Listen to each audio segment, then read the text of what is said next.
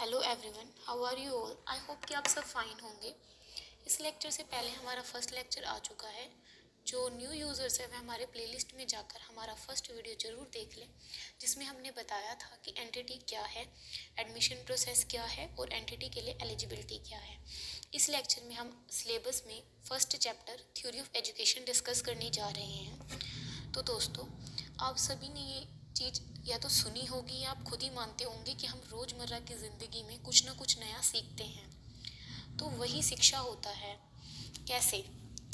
चाहे आप बंद कमरे, सीमित स्थान, सीमित जगह में एक शिक्षक के द्वारा सीख रहे हैं या फिर बाहरी दुनिया में किसी भी व्यक्ति, किसी भी स्थान पर और किसी भी समय सीख रहे हैं, वो आपने देखा, सीखा और जब आपकी बारी आई तो वही चीज़ आपने इस्तेमाल करी, उसी को शिक्षा कहते हैं। तो आइए जाने इसका मीनिंग हम कैसे लिख सकते हैं।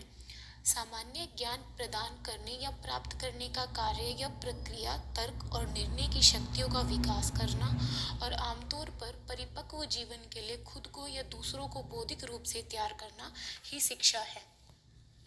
तो आइए जाने कि शिक्षा का अर्थ अलग अलग होता है अलग अलग व्यक्तियों के लिए। वो कैसे? पहला है कम्प्लेक्स पर्सनैलिटी। हर इंसान का व्यक्तित्व अलग होता है। आपके दोस्तों से आपका व्यक्तित्व अलग हो सकता है, आपके पेरेंट्स से आपका व्यक्तित्व अलग हो सकता है। आपने खुद देखा है कि आपके आसपास रहने वाले लोग का व्यक्तित्व ही खुद ही अलग होता है। जैसे कोई किसी बात को बड़ी आसानी से सुन लेता है, चीज़ों को हैंडल कर लेता है, लेकिन कोई बहुत जल्दी गुस्सा हो जाता है, एग्रेसिव हो जाता है और रिएक्ट कर देता है।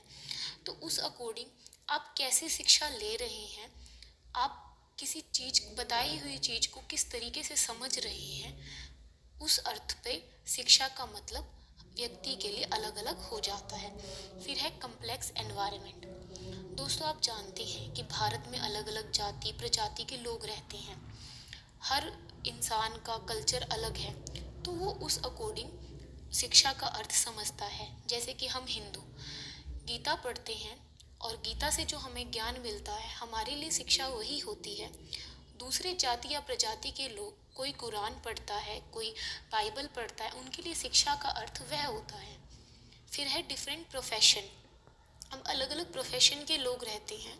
कोई डॉक्टर है, कोई टीचर है, कोई पायलट है, कोई आर्टिस्ट है, तो उनके लिए भी शिक्षा का अर्थ उन्हीं की फील्ड के अकॉर्डिंग हो जाता है। फिर है डिफरेंट फिलोसफीज। फिलोसफीज का मतलब होता है सिद्धांत, आदर्श। आप या तो किसी को आदर्श मानकर शिक्षा ग्रहण करते हैं या फिर आपके खुद के कुछ आदर्श हो सकते हैं कि आप, जैसे कोई ईमानदारी से काम करना चाहता है तो कोई बेईमानी से, तो वो उनके आदर्श होते हैं और उन्हीं के हिसाब से वे शिक्षा का अर्थ समझते हैं एवं ग्रहण करते हैं।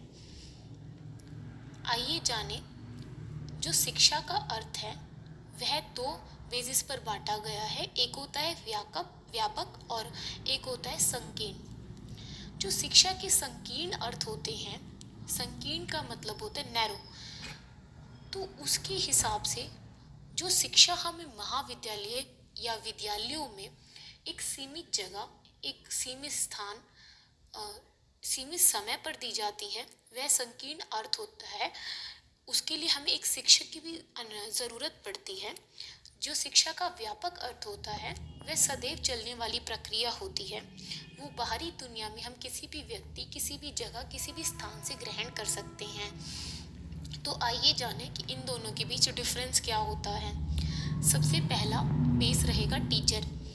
जो संकीर्ण अर्थ होता है उसमें हमें शिक्षक की ज़रूरत होती है, जैसे स्कूल और कॉलेजेस में। वाइडर व्यापक में हमें शिक्षक की ज़रूरत नहीं होती, हमारा शिक्षक कोई भी हो सकता है। फिर है टाइम, सीमा, समय। एक निश्चित समय पर आधारित होती है संकीर्ण, और व्यापक में कोई निश्चित समय नहीं होता, आप किसी भी व्यक्ति कोई भी चीज़ सीख सकते हैं। फिर है प्लेस।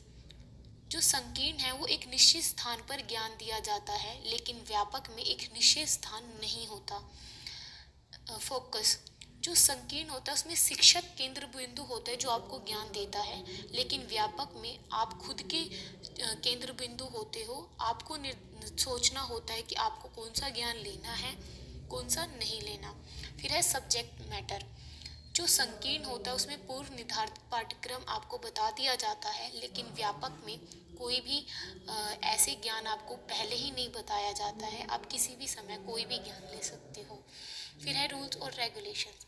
जो संकीर्ण होता है उसमें सख्त नियम या विनियम होते हैं, लेकिन वाइडर मतलब व्यापक में कोई नियम विनियम नहीं होता। धन्यवाद दोस्तों, हमने एनटीटी का कोर्स स्टार्ट किया है। आप एडमिशन ले सकते हैं और कोई भी इंक्वायरी के लिए इस दिए गए नंबर पे कॉल कर सकते हैं। और अगर आपको वीडियो पसंद आए तो हमारे चैनल को सब्सक्राइब करें, लाइक और कमेंट शेयर करें, ताकि आपको डेली नए अपडेट्स मिल सके। Thank you.